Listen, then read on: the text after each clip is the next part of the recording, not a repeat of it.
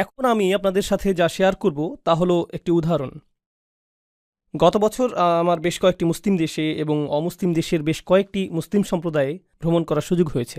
আর আমি সেখানে কিছু বিষয় লক্ষ্য করেছি। এটা আপনার পরিবার এবং সমাজের জন্য সত্য হতে পারে, আবার নাও হতে পারে। ব্যাপক সংখ্যক মুসলিম পরিবারে যা ঘটে যাচ্ছে তা হলো, আমরা আমাদের পুত্রদেরকে লালন পালন করছি নির্দিষ্ট কিছু প্রত্যাশা নিয়ে, আমরা আমাদের কন্যাদেরকে লালন পালন করছি নির্দিষ্ট কিছু প্রত্যাশা নিয়ে।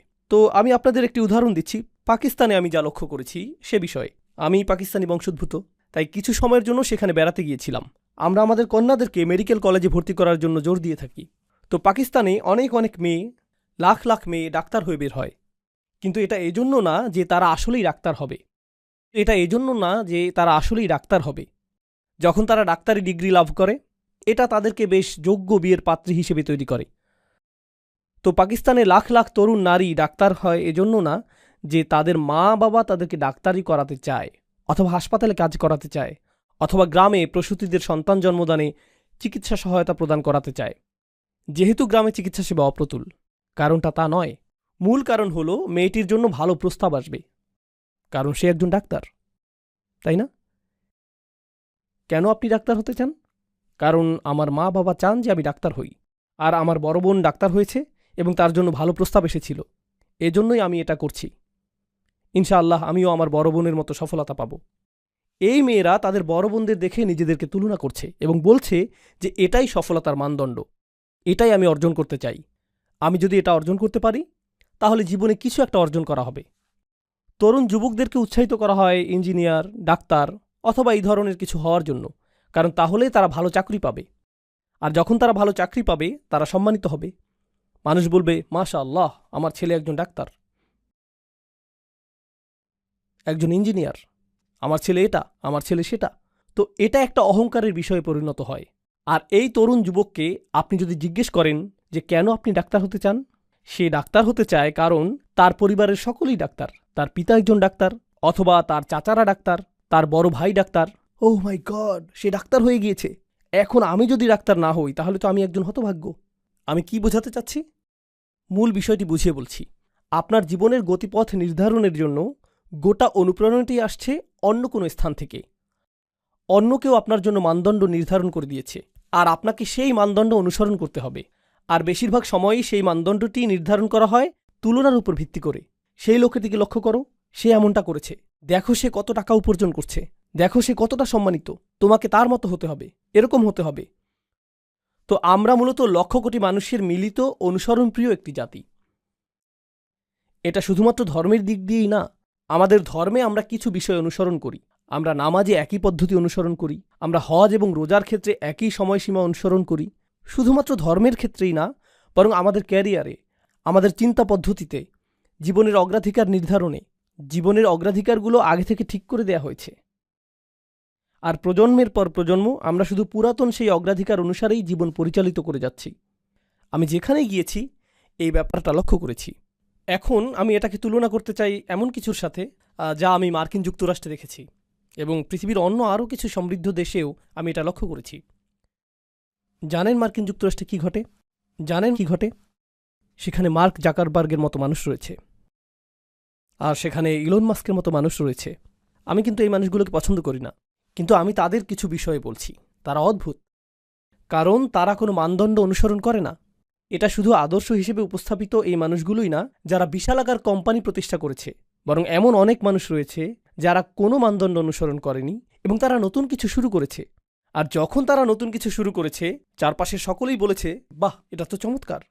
তো আপনি যদি বাংলাদেশে, পাকিস্তান অথবা জর্ডানে থাকেন আর আপনি নতুন কিছু শুরু করতে চান, তখন আপনার পরিবারের সকলে কি বলবে? তুমি পাগল হয়ে গেছো, কেউ এমনটা করে না, তুমি এত নির্বোধ কেন?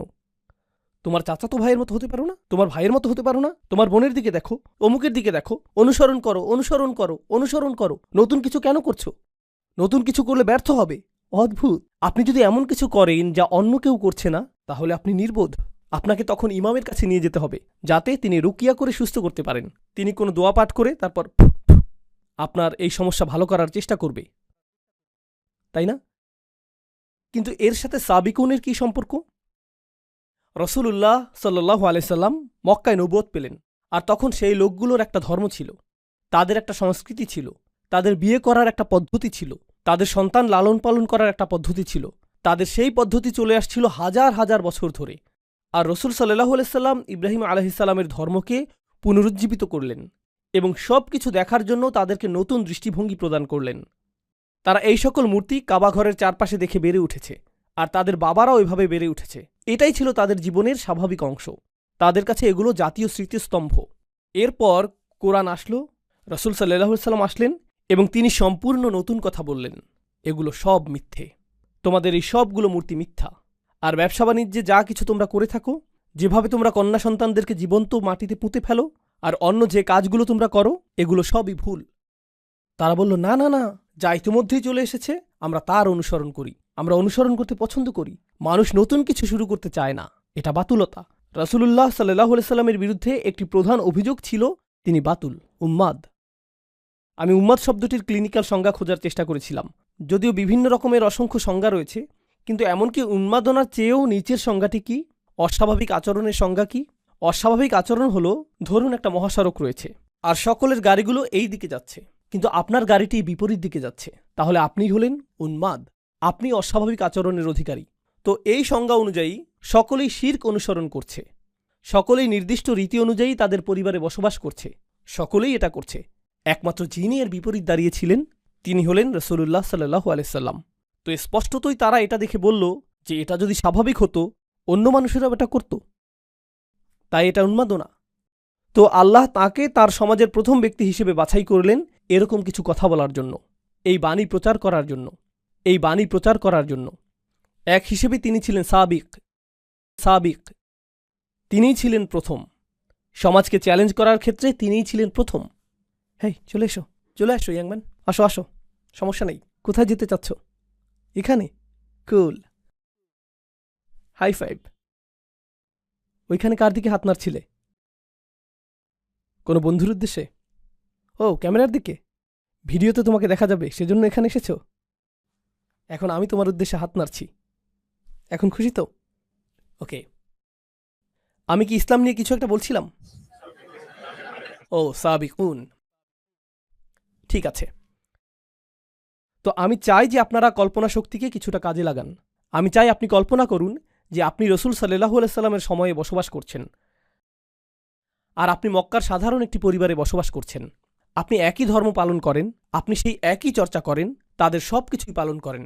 হঠাৎ আপনি শুনলেন যে এই ব্যক্তিটি নবী হওয়ার দাবি করছে, আর তার বার্তাটি হল সকল মূর্তি পূজা ত্যাগ করো, ব্যবসায়ে অসদুপায় অবলম্বন করো না, এতিমদের সাথে ভালো আচরণ করো। আপনি এতিমদের সাথে এক ধরনের আচরণ করে অভ্যস্ত। উদাহরণস্বরূপ, অনেক মুসলিম দেশে এরকমটা ঘটে। আমরা বলি যে আমাদের উম্মার মাঝে ভ্রাতৃত্ব রয়েছে, কিন্তু যখন আপনি কোনো মুসলিম দেশে যান, আপনি দেখতে পাবেন যে সেখানে সামাজিক শ্রেণী বৈষম্য রয়েছে।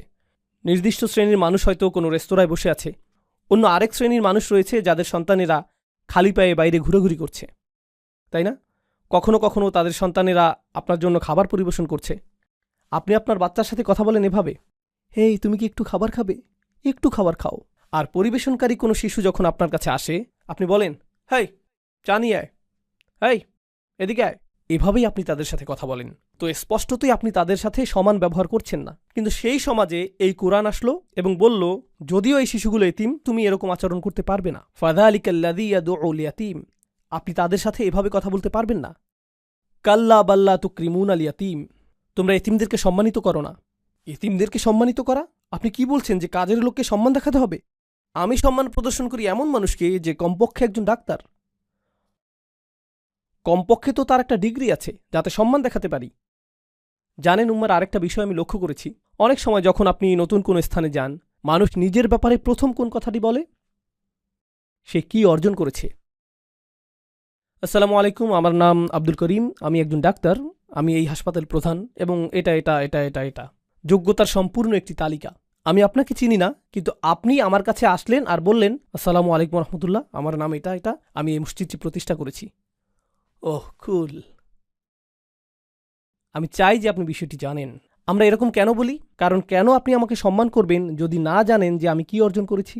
আমাকে সম্মান করার আপনার কোনো কারণ নেই। কোরআন কি বলে? কোরআন বলছে যে এতিমদেরকে আপনার সম্মান করতে হবে। আল্লাহ বলেছেন যে প্রতিটি আদম সন্তানই সম্মানিত। আমি তাদের যোগ্যতা সম্পর্কে জানি না, আমি জানি না কোন পরিবার থেকে তারা এসেছে, আমি জানি না তাদের পেছনের ইতিহাস কি, তারা কি পোশাক পরেছে তাতে কিছু যায় আসে না। আমি তাদের গায়ের রং অথবা ভাষা, আঞ্চলিকতার পরোয়া করি না। তারা কোন গ্রাম থেকে এসেছে এগুলো কোনোটাই গুরুত্বপূর্ণ না। প্রতিটি আদম সন্তানই সম্মানিত, এটাই কোরআনে এসেছে। আপনি কিন্তু এখনও আপনার কল্পনা ব্যবহার করছেন। আপনি জাহিলি মক্কাতে রয়েছেন আর বলছেন এটা অদ্ভুত, সকলেই এখন সমান। ওকে, গৃহহীন এই পথশিশুটি আমার সামনে, হে হে, এটা কোন ধরনের ধর্ম যা যুক্তিসঙ্গত না? কিন্তু আপনি চিন্তা করতে শুরু করলেন যে হয়তো এটা যুক্তিসঙ্গত, হয়তো সকল মানুষ আসলেই সমান, হয়তো এই শির্ক এবং উপাস্যগুলো যুক্তিসঙ্গত না, হয়তো সত্য ধর্ম শুধু একটি, হয়তো সৃষ্টিকর্তা শুধুমাত্র একজন, তার কথা আমাকে আরেকটু শুনে দেখতে হবে। আর আপনি নীরবে এই মানুষটির কথা শুনতে শুরু করলেন, মুহাম্মদ রসুল্লাহ সাল্লাল্লাহু আলাইহি ওয়াসাল্লাম।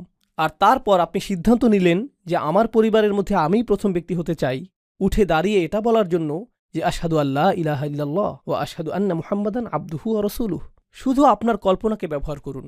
যখন আপনি এটা করবেন, আপনার পরিবারের প্রতিক্রিয়া কি হবে? লক্ষ্য করুন তারা নবীজিকে কি বলেছে? উন্মাদ। তারা বলবে, তুমিও তার সাথে থেকে উন্মাদ হয়ে গিয়েছ। দেখো সে উন্মাদ, কেউই তার অনুসরণ করে না, কেন তুমি তাকে অনুসরণ করছো?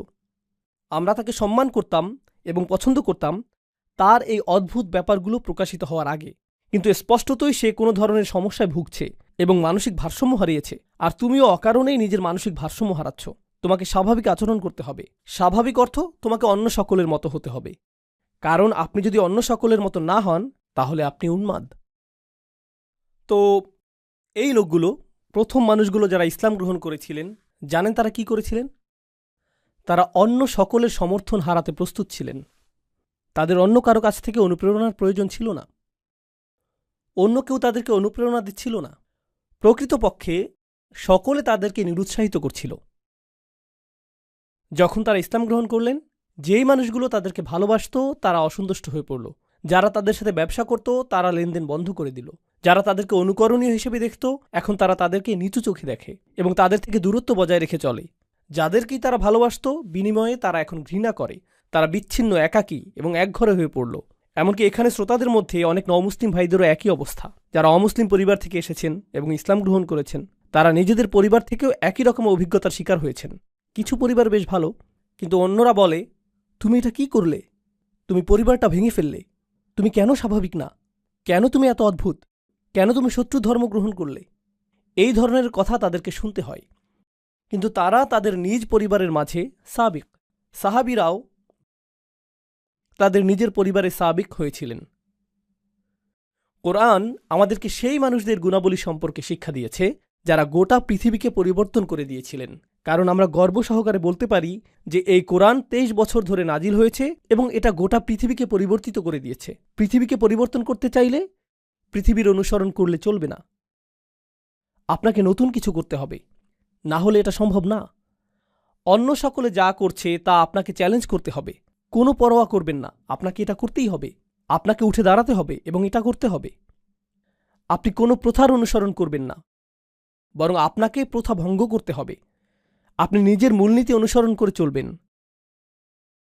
আপনি সাবিক হয়ে উঠবেন। আর সাবিকদের সাথে কি ঘটে? সেই মানুষগুলো যখন শুরু করে, সকলে তাদেরকে কি বলে? উন্মাদ। সকলে তাদেরকে প্রত্যাখ্যান করে। সকলে তাদের সন্তানদেরকে এদের ব্যাপারে সতর্ক করে, এই মানুষগুলোর অনুসরণ করো না। তারা এমন কিছু করে যা অন্য কেউ করে না। এরা অদ্ভুত, এরা আজব। আর সাবিকুনরা যখন এই সকল সমালোচনা, এই সকল আক্রমণ, প্রতিনিয়ত নিরুৎসাহিত করা মন্তব্য এবং বর্জনের শিকার হয়, তারা নিজেদের অনুপ্রেরণাকে প্রভাবিত হতে দেয় না। তারা নিজেদের অনুপ্রেরণাকে প্রভাবিত হতে দেয় না। তারা এতে প্রভাবিত হয় না, বরং তারা সামনে অগ্রসর হতে থাকে। আর আল্লাহ এ ধরনের মানুষদের ক্ষেত্রে কি করেন? তিনি তাদেরকে পরীক্ষা করতে চান যে তারা কি আসলেই সাবিক হতে চায় নাকি অনুসারী হতে চায়। আর এক পর্যায়ে তারা সফল হন। অবশেষে আল্লাহ তাদেরকে বিজয় প্রদান করেন। আর যখন আল্লাহ তাদেরকে বিজয় দান করেন, জানেন কি ঘটে? অন্য মানুষরা তখন তাদেরকে অনুসরণ করে। এটাই আল্লাহর নির্ধারিত নিয়ম। এটা শুধুমাত্র রসুল সাল্লাল্লাহু আলাইহি ওয়াসাল্লামের সিরাতেই ঘটেনি, বরং এটা পৃথিবীতে সব সময়ই ঘটেছে। এটাই আল্লাহর নির্ধারিত নিয়ম। অদ্ভুত ধারণার অধিকারী এমন মানুষ রয়েছে। উদাহরণস্বরূপ কেউ বলতে পারে যে আমি মিনি কাপকেক উৎপাদন করব। এটা শুনতে অদ্ভুত মনে হয়, কেউ তো এটা কিনবে না। আর তারপর তারা নিজেদের গ্যারেজে এই স্টুপিড কোম্পানি শুরু করে, আর তারপর এটা সর্ববৃহৎ কাপকেক কোম্পানিতে পরিণত হয়। এটা বিশাল আকার ধারণ করে। এরপর সকলে তাদেরকে অনুসরণ করতে চায় এবং তাদের ধারণার পুনরাবৃত্তি করতে চায়। কেন? কারণ তারা নতুন কিছু শুরু করেছে। কেউ ঝুঁকি নিতে আগ্রহী না, কারণ কেউ নিশ্চিত না যে এটা কাজ করবে কিনা। সম্ভবত এটা ব্যর্থ হবে। যখন এটা সফল হয় তখন আমরা তা অনুসরণ করতে প্রস্তুত। আজকের দিনে পৃথিবীর যে সকল জাতি সবচেয়ে শক্তিধর, যে সকল জাতি অর্থনৈতিক দিক থেকে সবচেয়ে শক্তিশালী, সাংস্কৃতিকভাবে শক্তিশালী, কৌশলগতভাবে শক্তিশালী, সামরিকভাবে শক্তিশালী, তাদের সকলের মধ্যে অভিন্ন একটা জিনিস আপনি পাবেন। তারা উদ্ভাবনকারী জাতি। তারা গবেষণা এবং উন্নয়নের জাতি। তারা প্রচুর নতুন জিনিস আবিষ্কার করে। তারা বিজ্ঞানের জগতে সর্বদাই সাবিক। তারা চিকিৎসা বিজ্ঞানে বিভিন্ন শাখা নিয়ে গবেষণায় সাবিক। আপনি কাফেরদেরকে অভিশাপ দিতে পারেন, তাদের প্রতি রাগান্বিত হতে পারেন, কিন্তু আপনার মায়ের যদি কোনো অপারেশনের প্রয়োজন হয়, সামর্থ্য থাকলে আপনি পশ্চিমা দেশগুলোর সেরা হাসপাতালটিতেই যাবেন, কারণ সেসব ক্ষেত্রে তারা সাবেকুন। অন্য কোথাও না গিয়ে আপনি সেখানেই যাবেন। আপনি তাদেরকে ঘৃণা করেন, তাদের বিরুদ্ধে এটা সেটা বলেন, কিন্তু তাদের বানানো মোবাইলটাই আপনি কিনেন। কোনো মুসলিম দেশে প্রস্তুত মোবাইল না। যেমন আমরা যদি মুসলিম ফোন নাম দিয়ে কোনো মোবাইল বানাই, মানুষ এটা তেমন কিনবে না। যখন গাড়ি কেনার প্রয়োজন হয়, আপনি আব্দুল করিমের একক উদ্যোগে নির্মিত গাড়ি কিনেন না। কেন নয়? কারণ সেই লোকগুলো গাড়ি প্রস্তুতে সাবেকুন হয়ে গিয়েছে। তারা মাইক্রোচিপ প্রযুক্তিতে সাবেক হয়ে গিয়েছে। তারা চিকিৎসা বিজ্ঞানের গবেষণায় সাবেক হয়ে গিয়েছে, তাই না? আর যখন তারা সাবেক হয়ে গেল, গোটা পৃথিবী তাদের উপর নির্ভর করতে শুরু করলো। পৃথিবী তাদের উপর নির্ভর করতে শুরু করলো। কিন্তু মূল বিষয় হলো, কোন জিনিসটা তাদেরকে এত শক্তিশালী করেছে? এটা কি তাদের প্রাকৃতিক সম্পদ? এটা কি জ্বালানি তেল? এটা কি প্রাকৃতিক গ্যাস, খনিজ সম্পদ? এটা কি প্লুটোনিয়াম? না, এটা চিন্তা শক্তি। বিশ্বের পরাশক্তিগুলো তাদের সমাজে এমন সংস্কৃতি সৃষ্টি করেছে যেখানে তারা বলে, আমরা চাই তুমি পর্যবেক্ষণ চালাও, আমরা চাই যে তুমি নতুন নতুন বিষয়ে চেষ্টা করো। যদি তুমি অকৃতকার্য হও, আবারও চেষ্টা করতে থাকো যতক্ষণ পর্যন্ত সফল না হও, আর আমরা এজন্য তোমাকে অর্থায়ন করব। এটাকেই তারা বলে রিসার্চ অ্যান্ড ডেভেলপমেন্ট। এটাই তারা করে। আর ধারণাটি এতটাই শক্তিশালী যে জ্ঞানী মুসলিমরা সারা পৃথিবী থেকেই, পাকিস্তান, বাংলাদেশ, সিরিয়া, সৌদি আরব, সারা পৃথিবী থেকেই যখন তারা কোনো বিষয়ে প্রকৃত গবেষণা করতে চায় এবং তারা সামনে অগ্রসর হতে চায়, তখন তারা কোথায় যায়? তারা আমেরিকায় যায়, ইংল্যান্ডে যায়, সুইডেনে যায়, ডেনমার্কে যায়, তারা অস্ট্রেলিয়ায় যায়, তারা এই বিশ্ববিদ্যালয়গুলোতে যায়। কারণ এই বিশ্ববিদ্যালয়গুলো এমন বিষয় বুঝতে পেরেছে যা উত্তরাধিকার হিসেবে আল্লাহ আমাদেরকে দিয়েছিলেন। আমাদেরকে সকল বিষয়ে সাবেকুন হতে হবে। আমাদেরকে সকল বিষয়ে সকলের থেকে এগিয়ে যেতে হবে। ধর্মের দিক থেকে আমরা এগিয়ে আছি, কিন্তু বিজ্ঞানের ক্ষেত্রে, ব্যবসার ক্ষেত্রে, সমাজ বিনির্মাণের ক্ষেত্রে আমরা পিছিয়ে আছি। অন্য জাতির দিকে ইশারা করে এটা বলা খুবই সহজ যে এই লোকগুলো অনেক শক্তিধর। কখনো কি অধ্যয়ন করেছেন যে কিভাবে তারা এই শক্তি অর্জন করল? ও না, শয়তান তাদের সাথে রয়েছে, দাজ্জাল তাদেরকে সাহায্য করছে। এটাই আপনার জবাব। এজন্যই আপনারা অগ্রসর হতে পারছেন না। এজন্যই আপনাদের কথা কেউ শুনে না, কারণ আপনারা মৌলিক কিছু বিষয় বুঝতে পারছেন না যা আল্লাহ প্রদত্ত নিয়মের অংশ। এটা আল্লাহ প্রদত্ত নিয়ম। এটা আল্লাহ প্রদত্ত নিয়ম যে যারা চেষ্টা করবে এবং যারা সাবেকুন হবে তারাই সফলতা পাবে, আর অন্য সকলেই তাদের অনুসরণ করবে। অন্য সকলেই তাদের মতো হতে চাইবে। জ্ঞানের যে কোনো শাখা নিয়ে চিন্তা করুন, যে কোনো শাখা। আপনারা জানেন গল্প লেখার জন্য একটা নির্দিষ্ট ধরন রয়েছে এবং ইংরেজি সাহিত্যের একটি মানদণ্ড রয়েছে যে কিভাবে গল্প লিখতে হবে। কেউ এসে সম্পূর্ণ ভিন্ন ধরনের গল্প লিখল, যেখানে শেষের অংশটা শুরুতে লিখা হলো। সে পুরো গল্পটির ধারাবাহিকতাকে উল্টোভাবে উপস্থাপন করল, আর হঠাৎ করে তা সর্বাধিক বিকৃত বইয়ে পরিণত হলো। এখন হাজার হাজার বই এই ধারণাটি ব্যবহার করছে, কারণ এটা নতুন কিছু, এটা অভিনব এবং সৃজনশীল একটা বিষয়। কেন আমি আপনাদেরকে এত কথা বলছি? কারণ আমি চাই যে কিছু বিষয় আপনারা মাথা থেকে ঝেড়ে ফেলে দিন, অন্যের কপি করা বন্ধ করে দিন, সৃজনশীল হন, নিজে থেকে চিন্তা করুন। অনেক মুসলিম তরুণ বলে, ইসলামের জন্য আমি কি করতে পারি? আমি ইনফ্লুয়েন্সার হতে চাই। আসলেই আপনি ইনফ্লুয়েন্সার হতে চান? আপনি নিজেই তো ইনফ্লুয়েন্সের মধ্যে রয়েছেন। নিজেকে জিজ্ঞেস করুন কেন আপনি ইনফ্লুয়েন্সার হতে চান। ও, কারণ আমি অমুককে দেখেছি সে এরকম ইনফ্লুয়েন্সার, বিষয়টা অসাধারণ, তাই আমিও এরকম হতে চাই। এটা কি কপি করা না? আমি কন্টেন্ট ক্রিয়েটর হতে চাই, কন্টেন্ট তৈরি করার মাধ্যমে আপনি উম্মার সেবা করতে চান। এর অর্থ কি? দেখি তো অন্য মানুষেরা কি কন্টেন্ট তৈরি করেছে। এটাকে কপি করতে হবে, কারণ এটা এখন ট্রেন্ডিং। তাই এমন কিছু তৈরি করি যা ভাইরাল। এমন হ্যাশট্যাগ ব্যবহার করব যা অন্য সকলে ব্যবহার করছে। কপি, কপি, কপি এবং কপি। আপনি জনপ্রিয় বিষয়ের পেছনে ছুটছেন। প্রযুক্তিগত বিবেচনায় আপনি নতুন কিছু করছেন, কিন্তু মনস্তাত্ত্বিক বিবেচনায় আপনি সেই একই জিনিস করছেন যা হাজার হাজার বছর ধরে করা হচ্ছে, কপি করা। আমাদের ধর্মে আমাদেরকে দেয়া হয়েছে একটি উদ্দেশ্য, একটি মিশন। মুসলিমরা নিজেদেরকে অন্য সংখ্যালঘুদের মতো সংখ্যালঘু মনে করা উচিত না। আমি এমন মুসলিমদের কথা বলছি যারা অমুসলিম দেশে রয়েছে। আমি যেহেতু এখন অস্ট্রেলিয়ায়, তাই এখন আপনাদের উদ্দেশ্যেই বলছি। মূলত আমি বসবাস করি আমেরিকায়। আমেরিকাতে বলা হয়ে থাকে যে চাইনিজ সম্প্রদায় হলো সংখ্যালঘু, ল্যাটিনো সম্প্রদায় হলো সংখ্যালঘু, বিভিন্ন ধর্মীয় সম্প্রদায় যেমন বৌদ্ধরা সংখ্যালঘু, হিন্দুরা সংখ্যালঘু, মুসলিমরাও সংখ্যালঘু। আমরা শুধুমাত্র সংখ্যালঘু সম্প্রদায়। লক্ষ্য করুন, আপনাকে চিহ্নিত করার জন্য আপনি অন্য কাউকে সুযোগ করে দিচ্ছেন।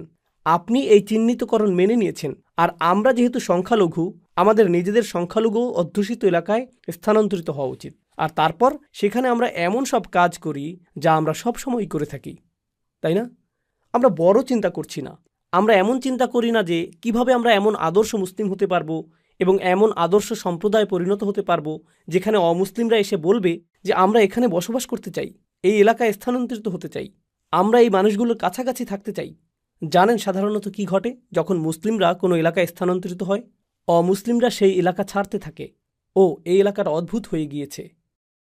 আর সেই এলাকার জমির মূল্যমান বাড়ার পরিবর্তে সেখানকার মূল্যমান কি ঘটে? পতন ঘটতে থাকে। অন্য সংখ্যালঘু সম্প্রদায়ের ক্ষেত্রে যখন তারা কোনো এলাকায় স্থানান্তরিত হয় তখন কি ঘটে? সে এলাকার মূল্যমান বৃদ্ধি পায়, কারণ তারা সৃজনশীল আর নতুন কিছু করে। তারা নতুন জিনিস তৈরি করে, তারা একে অপরের সাথে সহযোগিতা করে, যেটা আমার পরবর্তী আলোচ্য বিষয়। শক্তিশালী এবং সৃজনশীল একটি মুসলিম সম্প্রদায় গঠনের ক্ষেত্রে আমাদের করণীয় কি? প্রথমত, পারিবারিক পরিসরে যদি আপনার ছেলে অথবা মেয়ে সৃজনশীল কিছু করতে চায়, তারা স্বতন্ত্র কিছু করতে চায়, কেবলমাত্র প্রভাব সৃষ্টিকারী মানুষ না হয়ে তারা যদি কিছু আবিষ্কার করতে চায়, তারা উম্মার জন্য এমন সেবা প্রদান করতে চায় যেমনটা আগে করা হয়নি, তাহলে তা করতে দিন। আমি আপনাদের একটা ঘটনা বলবো যা আসলেই আমাকে প্রভাবিত করেছে। পাকিস্তানে এক তরুণের সাথে আমার সাক্ষাৎ হয়েছিল, তার নাম উল্লেখ করব না। সাক্ষাতের সময় সে বিশ্ববিদ্যালয়ে পড়ছিল, আর বিশ্ববিদ্যালয়ে থাকাকালীন সে পাকিস্তানে তার গ্রামে গিয়েছিল। যখন সে সেখানে গেল, সে লক্ষ্য করল যে রাস্তাগুলোর অবস্থা অত্যন্ত খারাপ, আর কাছাকাছি কোনো হাসপাতাল নেই। যখন সেখানে কোনো নারী সন্তান সম্ভবা হয়, তাদেরকে পিক আপ ট্রাকের পিছনে 3 ঘন্টা ভ্রমণ করতে হয়। সন্তান সম্ভবা নারী যিনি শীঘ্রই সন্তান জন্ম দিবেন, তাকে পিক আপ ট্রাকের পিছনে থাকতে হয়। এভাবে 3 ঘন্টা লাগে হাসপাতালে পৌঁছতে। আর এই সকল নারীর বেশিরভাগেরই সন্তান মারা যায়। আর এটাই গ্রামীণ জীবনের বাস্তবতা। তারা নিজেরা সন্তান জন্মদানের চেষ্টা করে, যদি জটিলতা তৈরি হয় তখন তাদেরকে ডাক্তারের কাছে নিতে হয় এবং পথিমধ্যে অনেকেই মৃত্যুবরণ করে। আর সে এটা কাছ থেকে দেখল।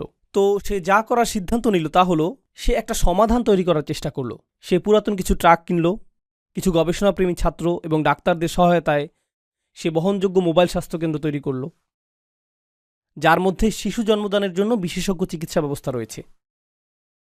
আর সে শিক্ষা কার্যক্রম চালু করল যেখানে গ্রামীণ নারীদেরকে শেখানো হয় কিভাবে সন্তান জন্মদানে সহায়তা করতে হবে যদি পরিবহনের কোনো ব্যবস্থা নাও থাকে। তো গ্রামের 20-30 জন নারী এখন জানেন যে কিভাবে সন্তান জন্মদানে সহায়তা করতে হয়। আর যখন এটা সফল হলো, গোটা পাকিস্তানের 2, 3, 4, 5, 10, 15, 20, 100 গ্রামে এটা ছড়িয়ে পড়ল। আর হাজার হাজার শিশুদের জীবন রক্ষা হয়েছিল এই ছাত্রের প্রচেষ্টার মাধ্যমে। এই ছাত্রের সাথে আমার কথা হয়েছিল, আর আমি তাকে জিজ্ঞেস করেছিলাম, এই কাজে তোমার সবচেয়ে বড় চ্যালেঞ্জ কোনটা? জানেন সে কি বলেছিল? আমার মা বাবা মনে করেন আমি সময় নষ্ট করছি। আমার মা বাবা আমাকে এই কাজে নিরুৎসাহিত করেছেন। তারা মনে করেন আমি আমার ক্যারিয়ার নষ্ট করছি। আর এর মাধ্যমে আমি বুঝতে পেরেছিলাম যে এটা একমাত্র তার ক্ষেত্রেই ঘটছে না। এই উম্মার মাঝে আমাদের কিছু প্রতিভাবান ছেলেমেয়ে রয়েছে যারা একটা সমস্যাকে দেখে এবং তাদের সৃজনশীল চিন্তা, আকাঙ্ক্ষা এবং অভিপ্রায় দ্বারা সমস্যাটিকে সমাধানের চেষ্টা করে। তাদের সেই যোগ্যতা রয়েছে।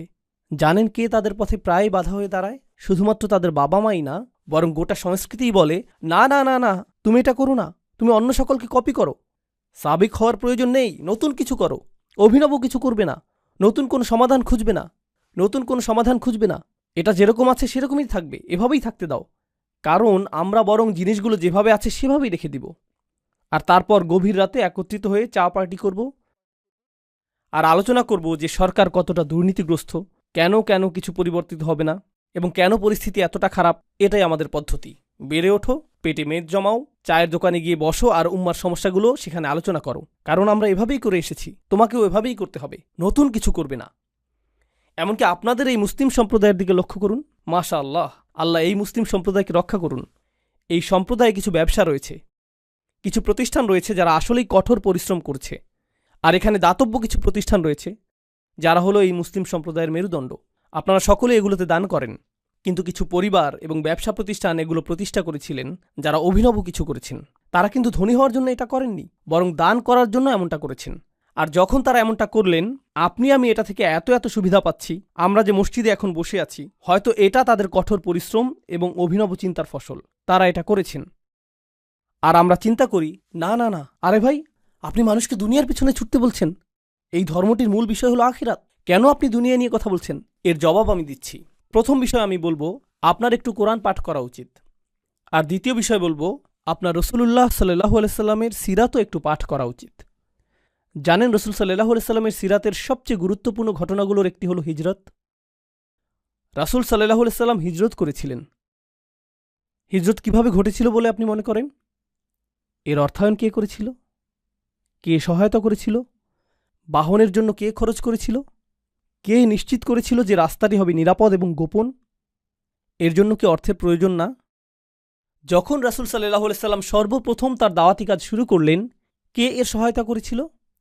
এমনকি কিভাবে তার দৈনিক আহারের ব্যবস্থা হতো, সেটা কোথা থেকে আসত?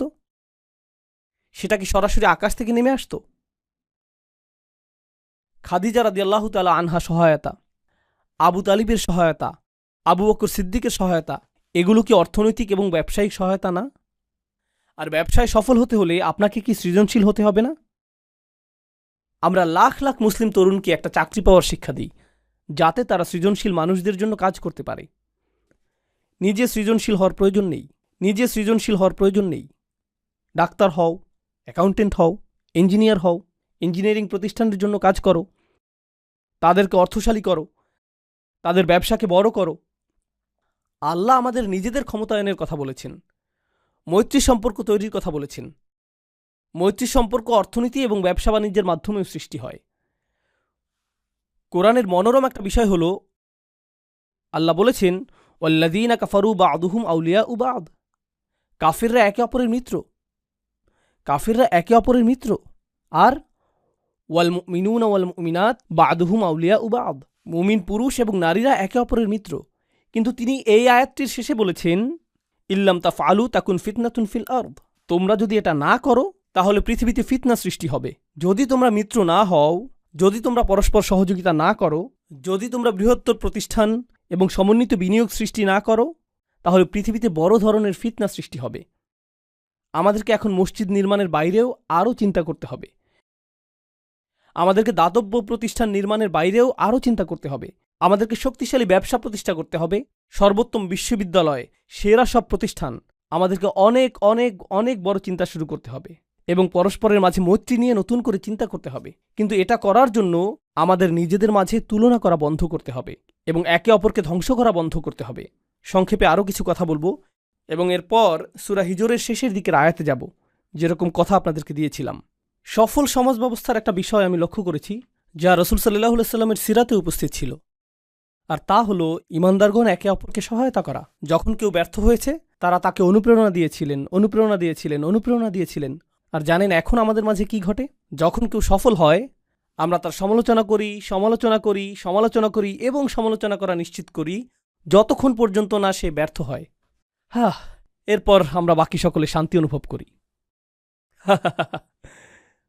সফল সমাজ ব্যবস্থা ব্যর্থ মানুষকে গ্রহণ করে এবং তাদেরকে বারবার চেষ্টা করার জন্য অনুপ্রাণিত করে, যতক্ষণ না তারা সফল হয়ে যায়। আর ব্যর্থ সমাজ ব্যবস্থা সফল ব্যক্তিদের পিছু নেয় এবং তাদেরকে সহ্য করতে পারে না, ফলে তাদেরকে নিচে নামিয়ে দিতে চায় পরস্পরের মাঝে মৈত্রী, শক্তি এবং সহায়তা সৃষ্টি করার পরিবর্তে। এ বিষয়ে প্রচুর চিন্তাশক্তি ব্যয় করতে হবে যে আধুনিক সময়ে এই আয়াতগুলো কী অর্থ বহন করছে। কিন্তু আপনাদের মধ্য থেকে যারা অভিনব কিছু করবেন, আমার উদাহরণের সেই তরুণ যুবকটির মতো যারা নতুন কিছু করবেন, যারা শুধুমাত্র প্রভাব সৃষ্টিকারী হবেন না, আপনাকে বাস্তব কিছু করতে হবে। আপনি বাস্তব সমস্যা সমাধান করতে চাইবেন। আপনাকে বলে রাখছি, উম্মার সকল সমস্যা আপনি একা সমাধান করতে পারবেন না। যখন মানুষ এসে প্রশ্ন করে, উস্তাদ, কিভাবে আমরা উম্মার সকল সমস্যা সমাধান করব? এই সমস্যা শেষ হবে যখন আপনি এরকম নির্বুদ্ধিতাসুলভ প্রশ্ন করা বন্ধ করবেন, যখন আপনি বস্তুনিষ্ঠ প্রশ্ন করা শুরু করবেন। এখানে আমি একটা সমস্যা দেখছি, আমি এটা সমাধান করতে পারবো, কিন্তু এটা সব সমস্যার সমাধান করবে না। আমাদের সংখ্যা তো কয়েকশো কোটি। আমাদের প্রত্যেকেই যদি একটি করে ছোট সমস্যা সমাধান করি, কল্পনা করতে পারেন আমরা কি ধরনের উম্মায় পরিণত হব?